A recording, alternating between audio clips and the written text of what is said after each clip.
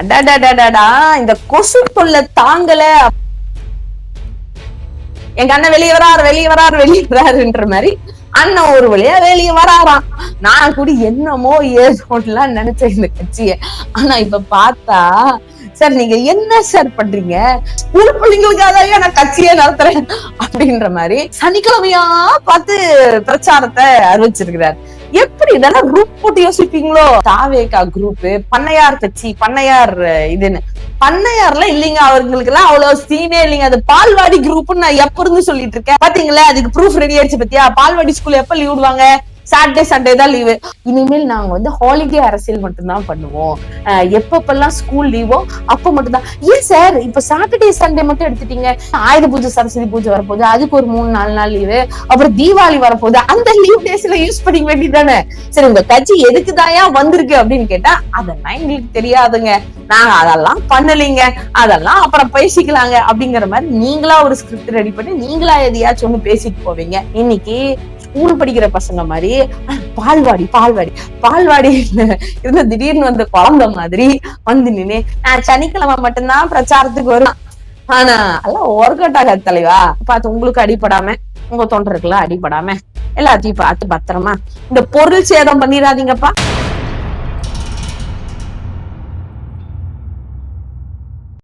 அனைவருக்கும் வணக்கங்க. அடாடாடாடா இந்த கொசு தொல்லை தாங்கல அப்படிம்பாங்க. அந்த மாதிரி அணில் தொல்லை தாங்கல அப்படிலாம் சொல்லக்கூடாது. ஏன்னா அவங்க வந்து ஓகே.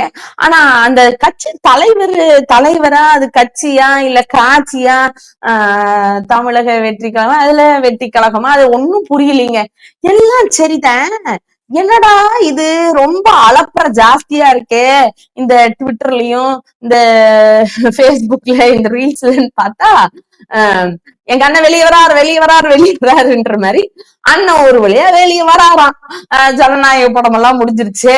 அதுக்கு எப்படியோ ஆடியோ லான்ச்சுக்கு வெளியே வர வேண்டிய ஒரு மனுஷன் அதுக்கு முன்னாடியே நான் ஜனங்களை பாக்குறேன் அப்படின்னு வெளியே வராராம். இங்க ரொம்ப சிரிப்பா இருக்குங்க.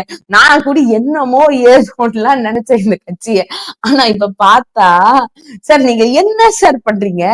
நீங்க வந்து ஸ்கூல் பிள்ளைங்க மாதிரி அதை தாண்டி ஸ்கூல் பிள்ளைங்களுக்காக நான் கட்சியே நடத்துறேன் அப்படின்ற மாதிரி கட்சி பிரச்சாரம் அப்படிங்கிறது ஓட்டு போடுற உரிமையை இந்தியாவுல 18 வயசுக்கு மேலதான் கொடுத்திருக்காங்க. ஆனா இந்த கட்சியினுடைய தலைவர் எல்லாம் இல்லைங்க, அவர் நடிகர். அந்த நடிகர் வந்து என்ன பண்ணிருக்காரு அப்படின்னா, நான் வந்து மக்களை சந்திக்க போறேன், மக்கள் இல்லை மாணவர்களை சந்திக்க போறேன் அப்படிங்கிற மாதிரியான ஒரு பேஸ்ல சனிக்கிழமையா பார்த்து பிரச்சாரத்தை அறிவிச்சிருக்கிறார். எப்படி இதெல்லாம் ரூம் போட்டு யோசிப்பீங்களோ? எனக்கே புரியலீங்க. அதை தாண்டி அதுவும் காலையில 9:30க்குள்ள ஆரம்பிச்சு சாயந்தரம் 6 மணிக்குள்ள முடிச்சிருவீங்களே சார். ஏன்னா உங்களோட டைமிங் தானே. 6 மணிக்கு மேல நம்ம எங்கேயும் வெளியே வர மாட்டோம். நான் என் பேச்ச நானே கேட்க மாட்டேன் அப்படின்ற மாதிரி 6 மணிக்கு மேல நான் எங்கேயும் வெளியே வர மாட்டேன் அப்படிங்கிற மாதிரி ஒரு சூழ்நிலை. அப்புறம் உங்க பிரச்சார அனுமதி நிபந்தனையில இதுவரை எந்த கட்சிக்கு இதை கொடுத்திருக்காங்களா இல்லையான்னு தெரியல. எனக்கு படிச்சோன்னா ரொம்ப சிரிப்பு வந்த ஒரு விஷயம் பாத்தீங்கன்னா, பரப்புரையில் கலந்து கொள்ளும் எவரும் கம்பு, குச்சி, பிற ஆயுதங்கள் எதையும் வைத்திருத்தல் கூடாது. சூப்பருங்க. அப்படியே வரும்போது இந்த மரம் எல்லாம் இருக்கக்கூடாது, ஏன்னா மரத்துலதான் இவங்க தாவி உட்கார்ந்துக்கிறாங்க. நான் அப்பவே சொன்னேன் இல்லைங்களா, ஃபர்ஸ்டே நான் சொன்னேன் ஒரு இன்டர்வியூல கூட, இவங்க பண்ணையார் எல்லாம் கிடையாது. அதாவது தாவேகா குரூப், பண்ணையார் கட்சி, பண்ணையார் இதுன்னு பண்ணையார்ல இல்லைங்க, அவங்களுக்கு எல்லாம் அவ்வளவு சீனே இல்லைங்க. அது பால்வாடி குரூப்னு நான் எப்ப இருந்து சொல்லிட்டு இருக்கேன். பாத்தீங்களா, அதுக்கு ப்ரூஃப் ரெடி ஆயிடுச்சு. பத்தியா, பால்வாடி ஸ்கூல் எப்ப லீவ் விடுவாங்க? சாட்டர்டே சண்டே தான் லீவு. அதுவும் சண்டேவும் அண்ணன் வளையும் வர மாட்டாரு, சாட்டர்டே மட்டும் தான். ஏன்னா சாட்டர்டே தான் அவருக்கான உகர்ந்த ஒரு நாள் அப்படின்னு நினைக்கிறேன். அப்புறம் அந்த மாதிரி வந்து எனக்கு பின்னாடி இவ்வளவு கார் வரக்கூடாது. நீங்க கட்சி தானே ஏன் நடத்துறீங்க? அதுக்கு என்ன கர்ப்பிணி பெண்கள், குழந்தைகள், வயது முதியவர்கள், மாற்றுத்திறனாளிகள், இவங்க எல்லாம் ஏதோ இந்த படத்துல வர டைலாக் மாதிரியே இருக்குல்ல இதெல்லாம் பார்க்கும்போது. அப்ப இவங்களுக்கான எந்த விதமான கொள்கையும் எந்த இதுவும் நீங்க சொல்ல மாட்டீங்களா? இல்ல நீங்களா என்னங்க பண்றீங்க? அப்புறம் இவங்க போய் அனுமதி கேட்டு எங்கேயும் அனுமதி கிடைக்கல. இவங்க போய் கேட்கறதெல்லாம் பார்த்தா இவருக்குன்னு ஒரு தலைவரை இவரெல்லாம் உருவாக்க மாட்டாரு. பெரியார் சில பக்கத்துல, அண்ணா சில பக்கத்துல, இல்லைன்னா நம்ம எம்ஜிஆர் சில பக்கத்திலேயே போய் அனுமதி கேட்க வேண்டியது. அப்புறம் எப்படி அனுமதி தருவாங்க போலீஸ்? ஒரு நிமிஷம் யோசிச்சு பாருங்க. பாவங்க காவல்துறை அதிகாரிகளும் பாவம். அவங்களும் யாரைத்தான் மெயின்டைன் பண்ணுவாங்க? ஏதோ ஒரு பெரிய பெரிய பசங்க ஓரளவுக்கு கொஞ்சம் ஓட்டு போடுற வயசை மீறி ஒரு 25 ஒரு 28 30 அந்த ரேஞ்சுக்கு மேல வந்தா சொல்றதை கேட்பாங்க. பொறுமையா நின்னு அந்த கட்சி தலைவர் என்ன கொள்கை சொல்றாங்க ஏத்துக்குவாங்க. காவல்துறை அதிகாரிகளும் சரியா நின்னு பந்தோபஸ்து கொடுக்கலாம். நீங்க வர்றது எல்லாமே ஸ்கூல் படிக்கிற கேஸ்னா, ஏன்னா நீங்களும் அப்படித்தானே வச்சிருக்கீங்க. உங்க பிரச்சார கூட்டத்தை சனிக்கிழமையாதான் வச்சிருக்கீங்க. அப்ப அவங்கள மிரட்டுறதா அடிக்கிறதா இல்ல என்ன பண்றதுன்னு தெரியாம காவல்துறைக்கு ஒரு பதட்டம் வந்துடும். ஏன்னா நான் நினைக்கிறேன் கலைஞர் ஐயா இருக்கும்போது ஒரு ரூல்ஸ் போட்டார்ல, இந்த குழந்தை தொழிலாளர்கள் எல்லாம் வேலைக்கு ஏத்தக்கூடாதுன்னு. அந்த மாதிரி இப்போ நம்ம தமிழ்நாட்டு முதல்வர் ஒரு ரூல்ஸ் போடணுங்க. இந்த குழந்தைகளை எல்லாம் கட்சி கூட்டத்துல எல்லாம் இப்படி நிக்க வைக்க கூடாது. ஏன்னா 1 2 குழந்தைங்களை கூட்டிட்டு வரலாங்க, தப்பு இல்லை. இது குழந்தைகள் கூட இல்ல, சிறார்கள் அப்படின்னு சொல்லுவோம்ல, சிறுவர்கள் அப்படின்ற மாதிரி. இது ஒரு 15ல இருந்து 17 வயசுக்குள்ள இருக்கிறவங்க தான் அதிகமா இருப்பாங்க. இல்ல ஓட்டு போட முடியாதவர்கள் தான் வருவாங்களா? அதாவது ஓட்டு போட முடியாதவங்கன்னா முடியாதவங்க இல்லைங்க, அந்த ஏஜ் குரூப்ஸ் தான் வருமா அப்படிங்கிற மாதிரி இருக்கு. ஆனா அண்ணன் பண்றது ஒரே காமெடியா இருக்கு. என்னமோ நானும் தொடங்கிட்டேன்பா, எதையோ பண்ணணும்ன்ற மாதிரி பண்றேன்பா, அவ்வளவுதான் அப்படிங்கிற மாதிரி. அன்னைக்கு ஷூட்டிங் டேட் அதே மாதிரி சனி ஞாயிறு ஷூட்டிங் இருக்காதுன்னு நினைக்கிறேங்க. அதனாலதான் அந்த ஷூட்டிங் டேட்டுக்கு இவர் நின்று பிரச்சாரம் போலாம் அப்படின்னு சொல்லி வராராட்டு இருக்குது. எப்படி வேனல்ல எப்படி ரெடி பண்ணிருக்காருன்னு தெரியல. ஏன்னா அங்கங்க இருந்து வேற குதிப்பாங்க அவங்க தொண்டர்கள் எல்லாம். ஏன்னா சாதாரண தொண்டர்கள் இல்ல, எல்லாம் ஜிம்னாஸ்டிக் தெரிஞ்சவங்க, எல்லாம் மரம் ஏறுற குரூப்ஸ் எல்லாம் அப்படியெல்லாம் சேர்ந்து இருப்பாங்க. அதனால ரொம்ப இருக்கிறதுலே வச்சு இப்படி எல்லாம் ஒரு தமிழ்நாட்டுக்கு இப்படி ஒரு நிலைமையா அப்படிங்கிற மாதிரியும் ஒரு ஃபீலிங்கு. அதை தாண்டி நீங்க எல்லாம் பேசுறீங்க பாத்தீங்களா, அதுவும் ஒவ்வொரு மீட்டிங்லயும் எப்படி இப்போ இத்தனை இடத்துக்கு பாயிண்ட்டுக்கு எல்லாம் போகணும், வாரம் வாரம் ஒரே ஸ்கிரிப்ட் பேப்பர் தானா இல்ல எல்லா இடத்துக்கும் வேற வேற ஸ்கிரிப்ட் பேப்பர் வச்சிருப்பீங்களா? அப்புறம் உங்க கட்சினா தான் அடிக்கடி சண்டை வந்துருமே கேரவனுக்குள்ள, நானும் பேசுவையா, இல்லையா நானும் பேசுவேன், இல்ல நானும் பேசுவேன் அப்படின்னு ஐஆர்எஸ் ஆபீசரா இல்ல ஐஏஎஸ் ஆபீசர் இத வேலையை விட்டுட்டு வந்தாரு அவரு ஒருத்தர் வருவாரு. அப்புறம் நம்ம அதான் லாட்டரி டிக்கெட் அப்படி சொல்லக்கூடாது, ஆதவ அர்ஜுனா சார் அவர் வேற வருவாரு. அது போக சில பல இப்போ பாவம் புசியான வேற ரொம்ப கஷ்டப்பட்டு வேலை செஞ்சிருப்பாரு. என்னமா எனக்கு மட்டும் சான்ஸ் இல்லையா அப்படின்னு சொல்லிட்டு அவரு நின்றுவாரு. இவங்க எல்லாம் பேசுவாங்களா? அப்புறம் இன்னொன்னுங்க, இவங்க எல்லாம் போராட்டம்னாலே ஒரு 10 நிமிஷமோ 5 நிமிஷமோ தான் பேசுவாங்க. அப்போ இந்த பரப்பெல்லாம் இப்படி கைய மட்டும் காமிச்சிட்டு இப்படி கைய ஹாய் நண்பா நண்பி அப்படின்னு சொல்லிட்டு வாட்டு புடுறோம் எப்ப போல புறோன்னு கழுவி ஊத்திட்டு அவ்வளவுதான், அதோடதான் இருக்கும் இல்லையா? இங்க என்னாச்சும் தீர்மானம் இருக்குமா, இல்ல என்ன பண்ண போறீங்கன்னு சொல்லுவீங்களா, இல்ல உங்க கட்சியினுடைய நிலைப்பாடு சொல்லுவீங்களா, இல்ல எப்ப போல பொய்யவே பெண்களுக்கு என்ன பாதுகாப்பு இருக்கா இல்லையா அப்படின்ற மாதிரி சும்மா மேலோட்டமா பேசிட்டு போவீங்களான்னு தெரியல. ஏன்னா உங்க கட்சியோட கான்செப்டே என்னன்னு தெரியல சார். நீங்க என்ன அரசியல் பண்ணி என்ன பண்ணி இனிமேல் டர்ட்டி அரசியல் பண்ண மாட்டேன், டீசென்ட் அரசியல் அப்படிலாம் சொல்லாதீங்க. இனிமேல் நாங்க ஹாலிடே அரசியல் மட்டும்தான் பண்ணுவோம். எப்பப்பெல்லாம் ஸ்கூல் லீவோ அப்ப மட்டும்தான். ஏன் சார் இப்ப சாட்டர்டே சண்டே மட்டும் எடுத்துட்டீங்க? இப்போ இனிமேல் தான் லைனா லீவு பாத்துக்கோங்க. இது என்ன ஆயுத பூஜை சரஸ்வதி பூஜை வரப்போகுது, அதுக்கு ஒரு 3 4 நாள் லீவு. அப்புறம் தீபாவளி வரப்போகுது, அந்த லீவ் டேஸ்ல யூஸ் பண்ணிக்க வேண்டியதானே. அப்ப பார்த்தா இன்னும் எல்லாத்துக்கும் லீவா இருக்கும், எல்லாரும் கொஞ்சம் வீட்டுல என்டர்டைன் பண்ணுவாங்க. பசங்க தீபாவளி எல்லாம் வந்துச்சுன்னா பட்டாசு பொடிச்சு உள்ள போட்டுருவாங்கன்னு பயமா இருக்கா? அப்ப அதை விட்டுருக்கேன். ஏன்னா அடுத்தது பொங்கல் ட்ரை பண்ணுங்களேன், பொங்கல் வச்சிருவாங்க. இல்ல என்ன இது தமிழ்நாடு அப்படிங்கிறது எவ்வளவு பெரிய ஒரு மாநிலம் தெரியுங்களா? திரும்ப அதான் சொல்றேன். அதாவது இன்னைக்கு சுதந்திரம் கிடைச்சு கிட்டத்தட்ட 72 வருஷத்துக்கு மேல ஆச்சு அப்படின்னு நம்ம யோசிச்சோம்னா, அதுல 50 வருஷத்துக்குள்ள தமிழ்நாட்டினுடைய வளர்ச்சி இந்த அளவுக்கு இருக்கு அப்படின்னு சொன்னா, அது இங்க திராவிடம் அப்படிங்கிற ஒரு சித்தாந்தம் இருந்துச்சு. அதை தாண்டி இங்க இருக்கக்கூடிய மக்கள் மேல வரணும்ன்றதுக்காக படிப்படியா எத்தனையோ தலைவர்கள் போராடி கொண்டு தமிழ்நாட்டை இவ்வளவு பெரிய இடத்துல நிறுத்தி உங்களை எல்லாம் நடிக்கிறதுக்கான வாய்ப்பையும் ஏற்படுத்தி கொடுத்துட்டு போனாங்க பாத்தீங்களா முன்னாள் இருந்த தலைவர்கள் எல்லாம். ஆனா நீங்க நான் கட்சி தொடங்க கூடாதா, நான் அதை பண்ணக்கூடாதா, இதை பண்ணக்கூடாதான்னு இங்க ஒரே காமெடி பண்ணிட்டு இருக்கீங்க சார். இத நீங்க சொல்ற டைலாக் தான், சும்மா இந்த காமெடி எல்லாம் பண்ணாதானே அப்படிங்கிற மாதிரிதான் இருக்கு. ஏன்னா இப்படி எல்லாம் பண்றீங்க? நம்மளுக்கு இதெல்லாம் அவசியமா? நம்மளுக்கு என்ன வருதோ நல்லா 4 பாட்டு டான்ஸ் பக்காவா ஆட்டமா, தீபாவளிக்கு பொங்கலுக்கு படத்தை ரிலீஸ் பண்ணுமா, ஜம்முன்னு இருந்தமா எல்லாம் கைதட்டி சிரிச்சு ரசிச்சுட்டு. ஏன்னா நாங்க கொடுக்குற காசுல தானே நீங்களே இன்னைக்கு கோட்டையில வீடு கட்டிட்டு எல்லாம் உட்கார்ந்து இருக்கீங்க. கடைசியில எங்களையே ஆட்சி செய்யணும்ன்ற அளவுக்கு கோட்டையில இட பிடிக்கணும்னு வரீங்கல்ல, வந்ததுன்னா தப்பு சொல்ல, இது ஜனநாயக நாடு, எல்லாத்துக்குமான வாய்ப்பு இருந்துட்டு போகட்டும். ஆனா வர்றதுக்கான நிலைப்பாட்டை உங்களுக்குள்ள நீங்க வளர்த்துக்கிட்டீங்களா அப்படிங்கறத யோசிக்கணும். இன்னைக்கு அப்படிதான் ஆச்சு. உங்களுக்கும் முதல்வரை மரியாதை கொடுத்து பேசுமா என்னன்னா அந்த மரியாதை உங்ககிட்டயும் இல்ல.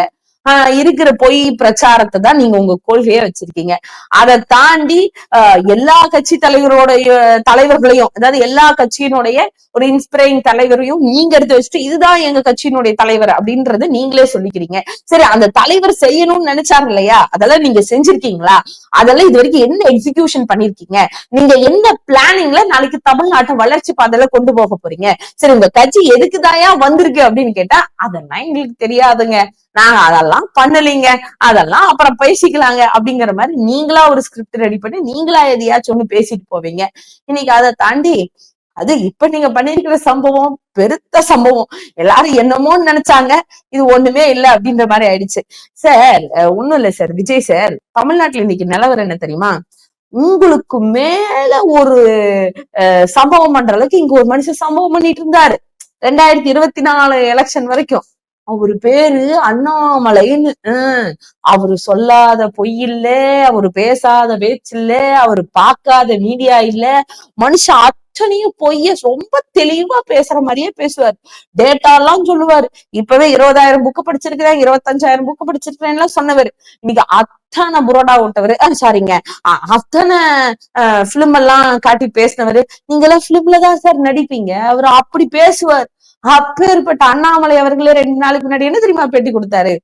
திமுகவுக்கான, அதாவது திமுகன்ற இந்த கட்சிக்கான எதிர்ப்பு மனநிலை தமிழ்நாட்டு மக்களிடையே இல்லை.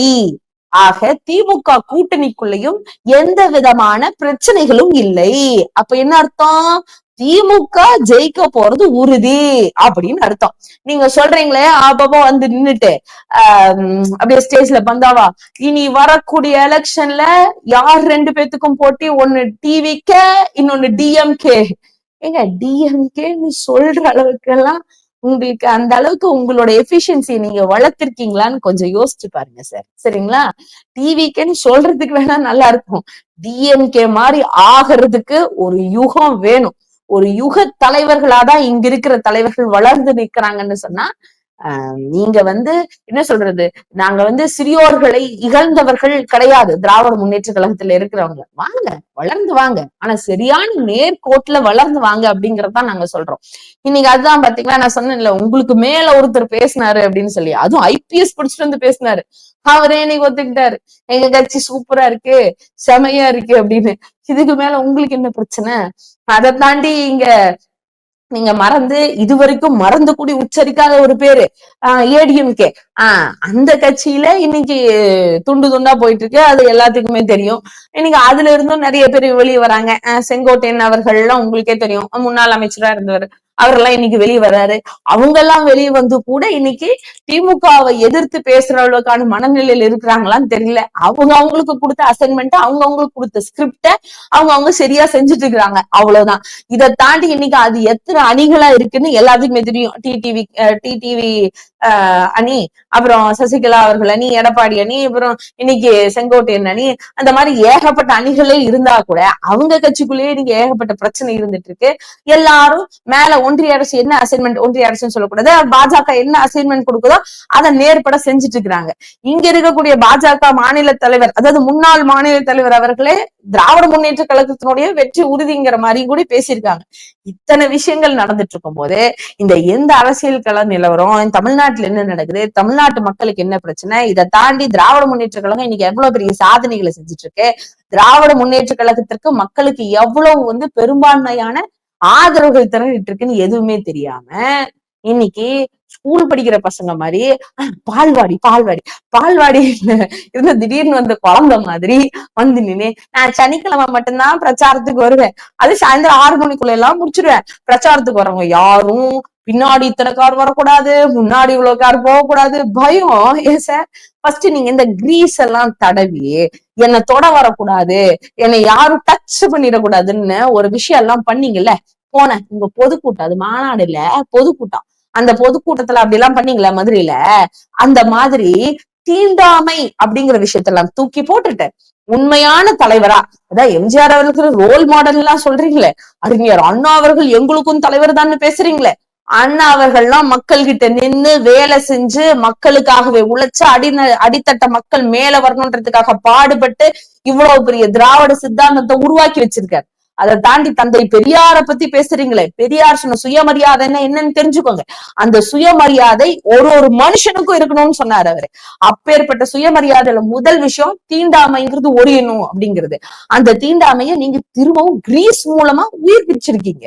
அதெல்லாம் பண்ணாம முதல் உங்க கட்சி சார்ந்து வரக்கூடிய தொண்டர்களை சரியா வழி நடத்துங்க. ஃபர்ஸ்ட் கட்சினா என்னன்னு நீங்களும் தெரிஞ்சுக்கோங்க சார், அவங்களுக்கும் சொல்லி கொடுங்க.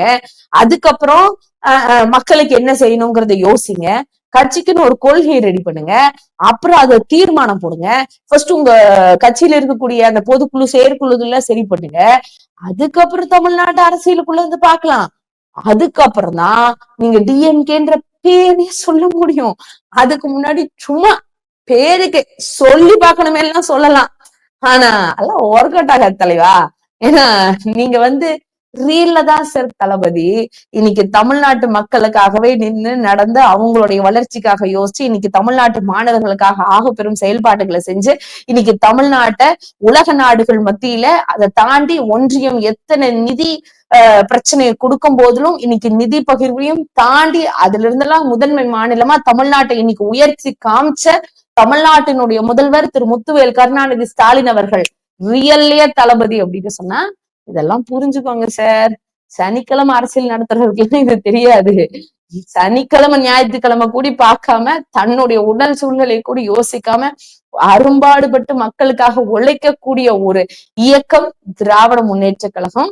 இன்னைக்கு நீங்களும் தானே பார்ட் 2 ரிலீஸ் பண்ணுவீங்க 2026 எலெக்ஷனுக்கு அப்புறம். பாருங்க, திராவிடியன் மாடல் 2.0 பார்ட் 2 வரத்தான் போகுது. தமிழ்நாட்டு மக்கள் மிகப்பெரிய ஒரு உயரத்துக்கு வரத்தான் போறாங்க. அதற்கு காரணமாகவும் திராவிட முன்னேற்ற கழகமும் திரு முத்துவேல் கருணாநிதி ஸ்டாலின் அவர்கள் இருப்பாங்க. அதுக்கப்புறம் கொஞ்சம் படிச்சு தெரிஞ்சு சனிக்கிழமையில இருந்து அப்புறம் வீக் டேஸுக்கு வாங்க. அப்புறம் அப்படியே மெதுவா மந்த்லி அப்புறம் இயர்லி அப்படின்னு அரசியல் பண்ணி எப்படியோ பொழைப்பான். சரிங்களா? திரு நடிகர் விஜய் அவர்களே கொஞ்சம் புரிஞ்சுக்கோங்க. ஏதோ சுற்றுப்பயணம் எல்லாம் போறேன்றீங்க, பார்த்து உங்களுக்கு அடிபடாம உங்க தொண்டர்கள்லாம் அடிபடாம எல்லாத்தையும் பார்த்து பத்திரமா இந்த பொருள் சேதம் பண்ணிடாதீங்கப்பா. ரொம்ப கஷ்டப்பட்டு மக்களுடைய வரி பணத்துல ரோடு ஓட்டிருக்கிறோம். அங்க இருக்கிற பேரிகார்ட்ல வச்சிருப்பாங்க.